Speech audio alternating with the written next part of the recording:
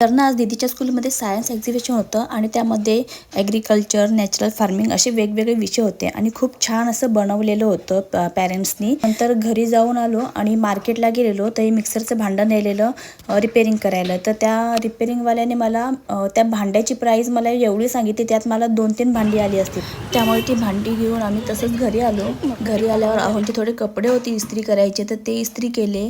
जेवणाला आज व्हेज पुलाव बनवलेला तो खाल्ला आणि अहोंना रात्री सांगितलेलं भाजीपाला आणायला, तर त्यांनी भाजीपाला सोडून बाकी सर्व आणून ठेवलेलं आणि आईस्क्रीम आणलेलं खायला. तर दीदी इथे पहिलेच आईस्क्रीम घेऊन खात होती. दुसऱ्या दिवशी सकाळी अहोंनी आणलेलं रात्रीचं सामान ते धुवून ठेवलं आणि त्यानंतर इडली करायला घेतली. पण लेकींना इडली नको होती त्यामुळे आप्पे केले आणि डोसे बनवले आणि दुपारी माऊने हा सर्व पसारा काढून ठेवलेला. त्यानंतर आम्ही दोघींनी जेवायला घेतलं. दुपारी भांडी घासता घासता माझी 2-3 पार्सल आलेली. मिशोवरून मी हे पार्सल मागवलेलीत आणि त्यातले मोबाईलचं कवर मागवलेलं खूप छान आणि स्वस्तात भेटलं. त्यानंतर सर्व बाकीची कामं आणि ओटा वगैरे आवरून घेतला. चला तर मग हा व्लॉग आता इथे सेंड करूया.